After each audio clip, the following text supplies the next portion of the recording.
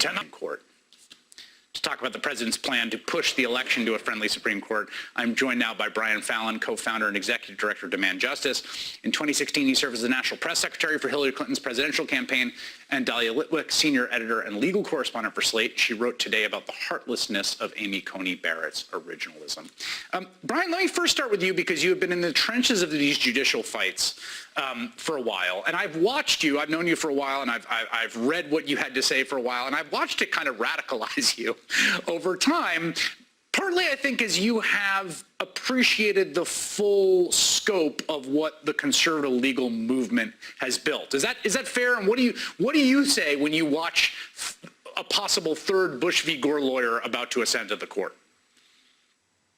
Yes, Chris, absolutely. So this is the culmination of a 40-year project, as Dahlia well knows and can attest to, that began with the founding of the Federalist Society. And what are sort of the animating impulses that have driven this movement over time to take over the courts? Well, sure, it is all about overturning Roe, and it is all about expanding the view of the Second Amendment. And that's what sort of helps build the foot soldier army at a grassroots level for this project on taking over the courts.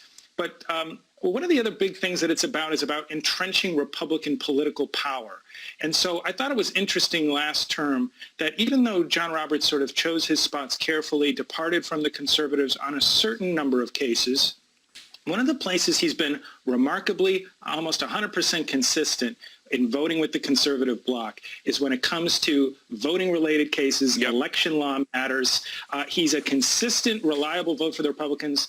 And just this week, as the hearings are going on, while we're all sort of participating in this charade and asking questions of Amy Coney Barrett that she has no intent to answer, what does the Roberts Court do? It announces that it's siding with the Trump administration on this request to prematurely suspend the census so that we can have a massive undercount of people of color, which would contribute to the rigging of the drawing of congressional districts for another 10 years. So my point to Democrats is we have to realize what we're up against here.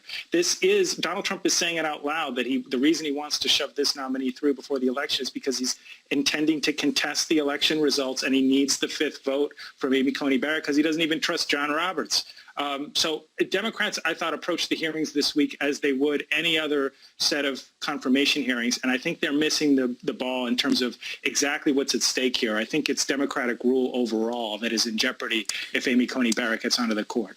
You know, Dahlia, one of the sort of frustrating to me fictions here, right, is that like there is a conservative legal movement. It's not a conspiracy. It's like an actual out in the open project, and there's people that publish articles about returning, you know, the conception of the Constitution to the Lochner era, right, back in pre-New Deal, about what you can and can't regulate and what laws pass constitutional muster, and they're very open about it, right? There's a project to do that.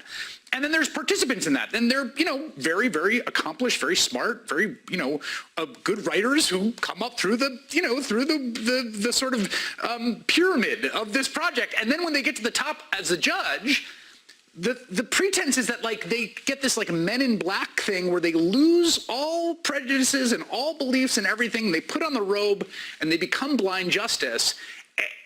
It's just very hard for me to swallow. But am I too cynical? No, I don't think so. And I just want to flag, because you said you've watched Brian get radicalized.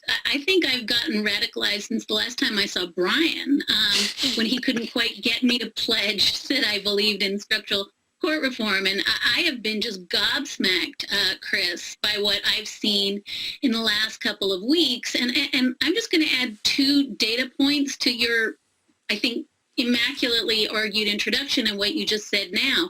One is that we've heard Leonard Leo all week, right? Sheldon Whitehouse has been very clear about the machinery that you describe and how the Federalist Society is sort of written off as a debate society, you know, a benign place for like-minded conservatives to float ideas.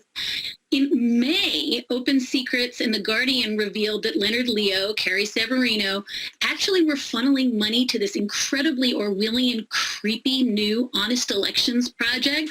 So this was actually sending money to an effort to suppress the vote in states, and they were spending huge money moving from this judicial project to overt vote suppression. And I think it goes right to your introduction, Chris, that they've given up even on selling conservative ideas, even on grooming young conservative judges. Now they're just all out going to Colorado and Florida and Michigan and spending money, writing letters, threatening elections officials, floating ads saying vote fraud, people are cheating, suppressing the vote. And I think it's anathema to the idea of what Federalist Society was and what conservative legal movement was to say now we're just going to give up and pour dark money at suppressing the vote. It suggests, as Brian says, they've given up on the project of persuasion.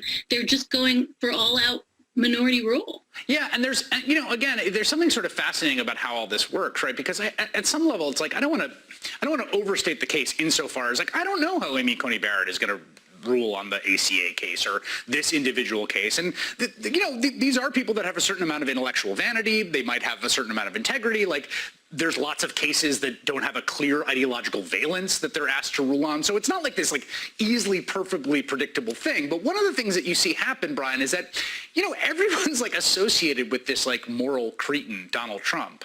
And he comes out and says the quiet part loud, I am putting you on the court to overturn Roe, take away the ACA, and give me the election. And if you point that out, everyone goes to the fainting couch. How dare you impugn the integrity of this wonderful judge with the words of the man who nominated her? But maybe he's got a better sense of what's up than everyone else does. And there's an utter contradiction to how Republicans play this game. If you're coming up through the ranks of the Federalist Society, you're encouraged sort of tacitly to audition for these judicial vacancies by giving prominent speeches at these Federalist Society functions where you speak out on all the touchstone issues that the Federalist Society likes to keep tabs on. And so Brett Kavanaugh, Amy Coney Barrett, it's no coincidence that they found platforms for themselves in the last several years to come out and criticize John Roberts over his ACA ruling. They had to get on to Donald Trump's shortlist. They had to get the eye of Leonard Leo.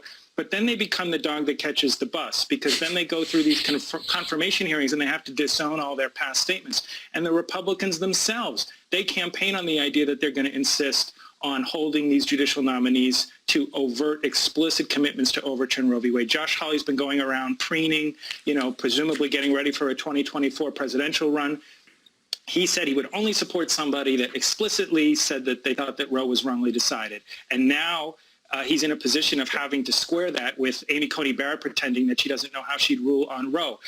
Mitch McConnell the other night in a Senate debate has to downplay the ACA lawsuit that's going to be argued the week after November. He literally said no one expects the ACA to be overturned. Well, that's what all these Republican state attorney generals and the Trump administration are in court arguing for.